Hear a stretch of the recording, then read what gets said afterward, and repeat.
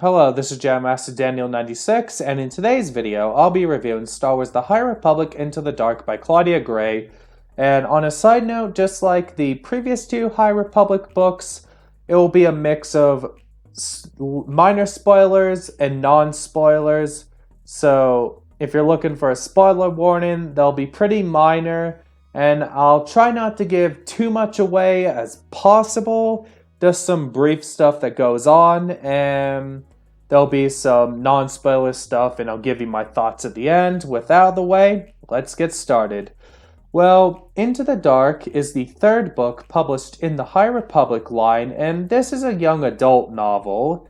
The main character is a Padawan named Reef Silas, and his master's name is Jora Malli, and Jora Malli is a female Togruta, which is the same species that Ahsoka and Shaak Ti are.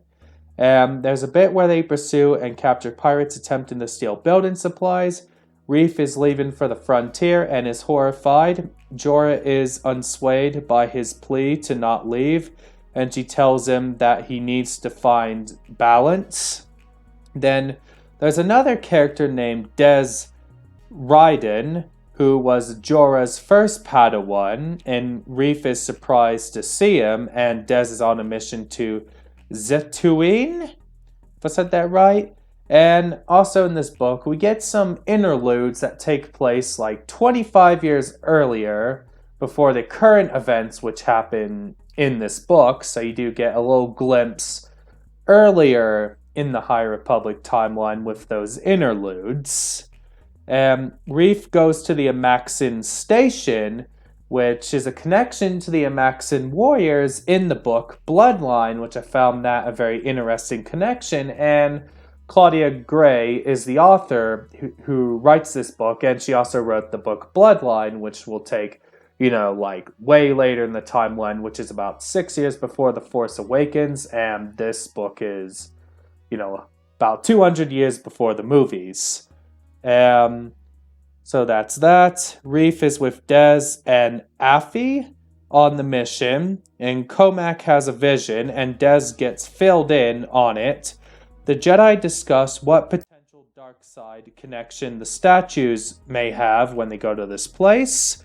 There's a mention to the Sith Shrine that was what the Jedi Temple was built on top of, which there's a Sith Shrine underneath the Jedi Temple, and it was also referenced in the book Tarkin. And I remember watching Star Wars Explains video a couple years ago when he was going over these canceled Clone Wars episodes. And there was a Clone Wars episode that was going to go over the Sith Shrine in it. So, we didn't get it in the season 7 that we got, but it was going to be in one of the canceled episodes that we never got. So that's a little fun fact there. And a really good, interesting part, there's a name drop of the Old Republic in this book. Light of the Jedi had the mention of the Great Sith War. And in A Test of Courage, we have a mention of the Sith War.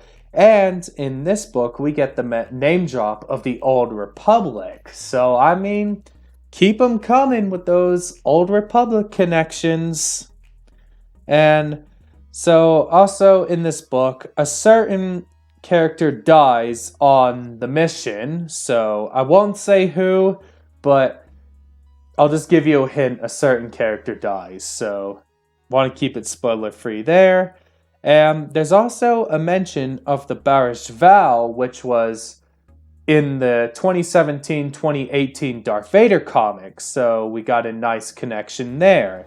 And so that's just a little brief rundown of what happens in the book.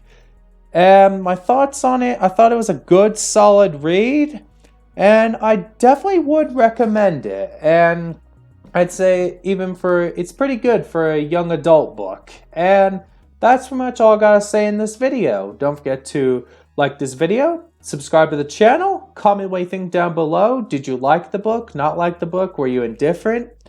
Let me know your thoughts down below. Don't forget to share this video, tell your friends to subscribe. Follow me on Twitter at DanRS87, Instagram at JediMasterDaniel96, like my Facebook page, JediMasterDaniel96, and you can join my Discord server, which is link in the description. Catch you guys next time with another video. Bye.